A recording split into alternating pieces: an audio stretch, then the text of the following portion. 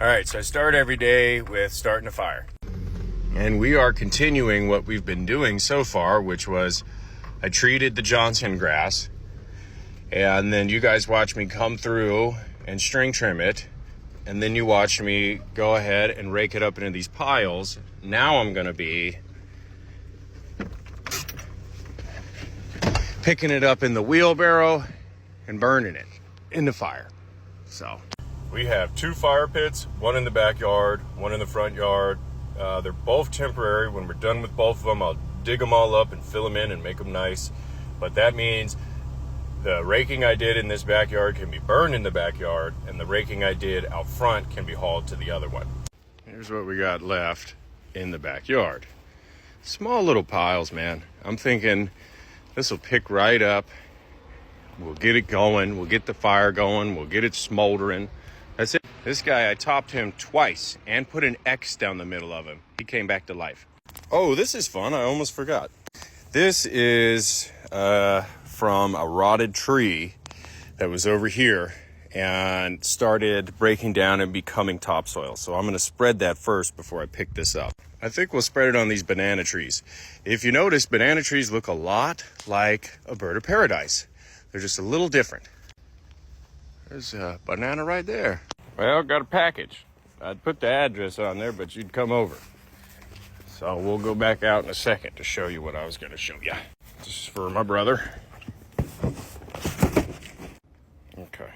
And we are going to open this anyways. But this is our prize here. That's another palm I topped twice. Look how far low it is. With an X in the middle of it too. Keep in mind. All right, and here we go. My theory onto what this is I do so much raking of the topsoil of this whole property with my metal rake that I'm stripping the ground of good resources, which is the negative. But my theory is that as I rake the topsoil, exposing everything, when it rains really heavy, all of this sediment just comes from the hills and things, eroding them and causing, erosion and stuff, I think. That's my theory. And this is all good. This is all good stuff. This is going right on the azaleas. And the other one's going to go on the bananas. So we got what I'm calling sediment. And we've got rotted dead wood becoming, soil. And you can see where people have already added straw and different things. Their ducks use straw for bedding and then crap all in it, and it's great fertilizer. Look at this beautiful, what we're calling sediment. Oh, yeah, that's good stuff. Here we're at the azalea bushes. That's actually another project all in itself.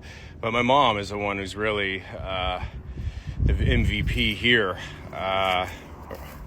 She's the one that took them back this far, and she had to. If you would have seen them, the neglect and the vines growing in them looked like the azaleas themselves, so it was hard to tell what the azaleas actually looked like. And when we started getting them up, me and Chris started ripping them up, we started noticing they were very, very finicky.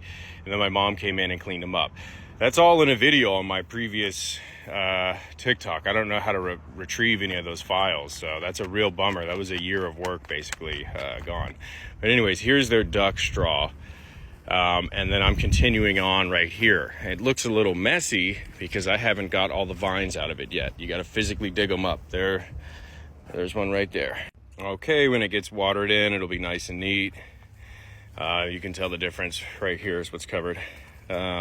Also, it's a little rough. I got to go through and dig everything out. Right now, we're just keeping them alive.